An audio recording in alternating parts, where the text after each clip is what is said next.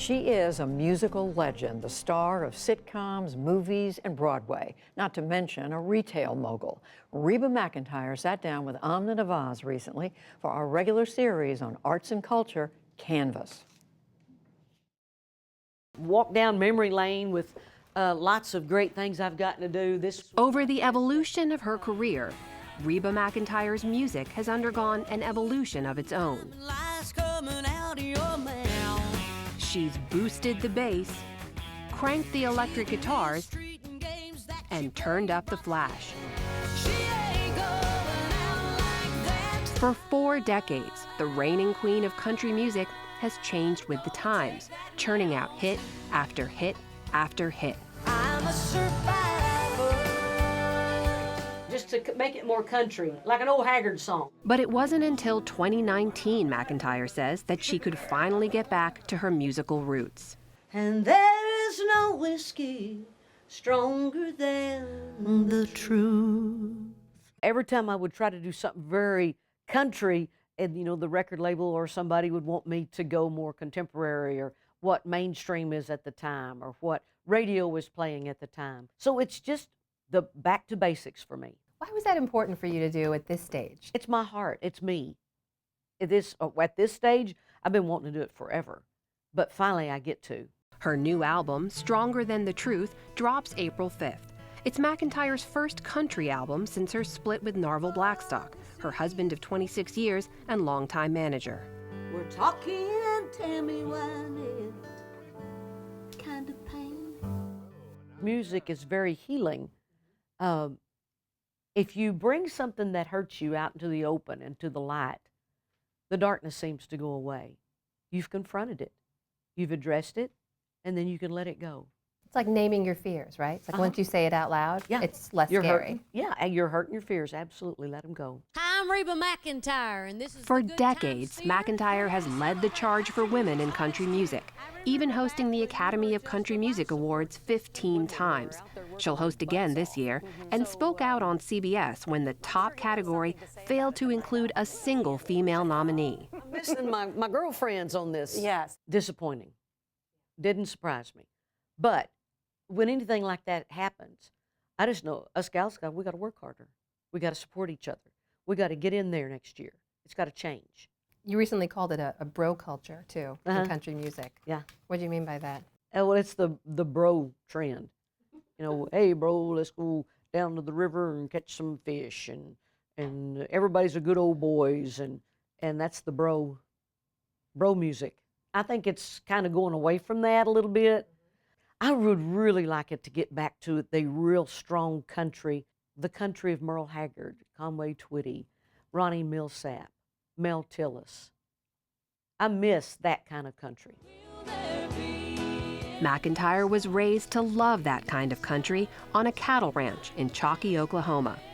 3 of the children, Reba, Paik, and Susie, performed as the Singing McEntires, coached by their mother, Jacqueline. Paik and Susie and I would be in the living room rehearsing, practicing, learning a new song, and Mom would be in there cooking dinner. And we'd say, okay, we got it to where we think it's about right. And she'd come in there with a spatula and she said, all right, sing it for me. She'd listen and she'd go, that was perfect. And I'd do it again. She'd go back to frying potatoes. The siblings toured local rodeos, clubs, and dance halls, singing what they knew. The very first song I ever sang in a studio with Paik and Susie in 1971 was the Ballad of John McEntire. Do you remember how it goes? Oh, yeah. Gather round me, boys, got a story to tell about a friend of mine that you all know well. He's an old cowhand and he's known near and far. He goes by the name of John McEntire. Really was supposed to say tar, but it winds with far. Oh, say, can you see? But it was a 1974 solo performance in Oklahoma City when 19-year-old McEntire sang the Star-Spangled Banner at the National Rodeo Finals that caught the ear of country star Red Steagall. The next year, McEntire signed her first record deal, stepping into a spotlight that stayed with her for over 40 years and has yet to dim. 29 studio records, 35 #1 hits, and 56 million albums sold worldwide. The songs, she says, helped her navigate the lows, like in 1991 when she lost 8 band and team members in a plane crash. It was red velvet trimming in Her music, McEntire says, helps her to keep going, like the rags to riches tale of Fancy. She said, here's your one chance, Fancy, don't let me down. She's a survivor. Why does that speak to you? Well, it's a strong woman, a survivor. She could have just rolled over and died and totally give up, but she didn't. She persevered and did what she had to survive. That has been a theme in not just your songs, but your life. Yeah. What is it that you tell yourself in those moments? How do you keep moving forward? The alternative is not a possibility. It's not even a suggestion to me to quit. I'm not a quitter. I persevere. I continue on. How about that hair? Hairstyle number 1. Are you going Yeah. to bring this back? No, Okay. no, that's a perm. The halls of McEntire's Nashville office are lined with hallmarks of her career. The grand entry at a rodeo. See the Oklahoma flag and the American. There's a statue of her in that famous red dress. And then I got me a Georgia mansion in an elegant New York townhouse. Daddy told me, he asked me when we got through at the awards that night, he said, Reba, did you have that thing on backwards?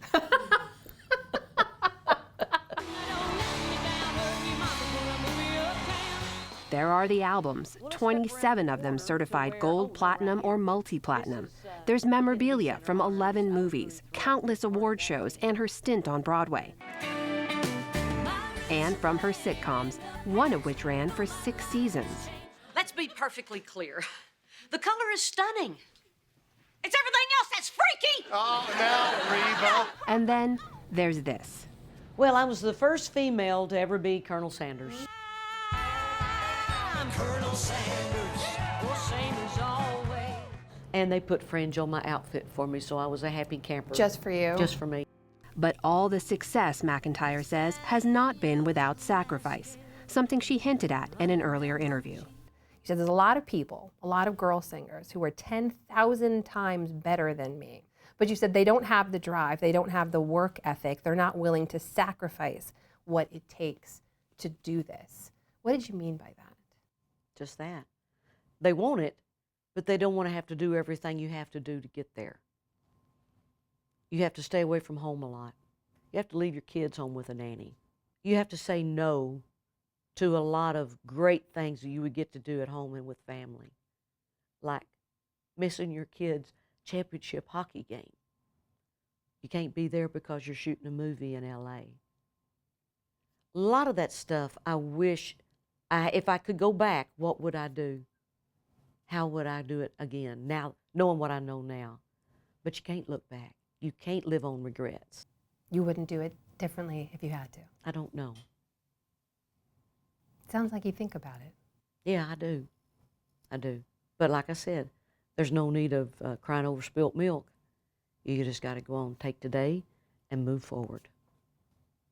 But my past is written. It's in the autobiography, 1994.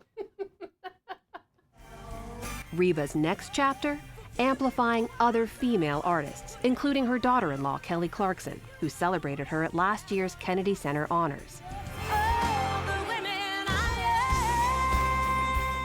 In the meantime, McEntire says, she'll continue to write her own story. For the PBS NewsHour, I'm Amna Nawaz in Nashville. There's only one Reba.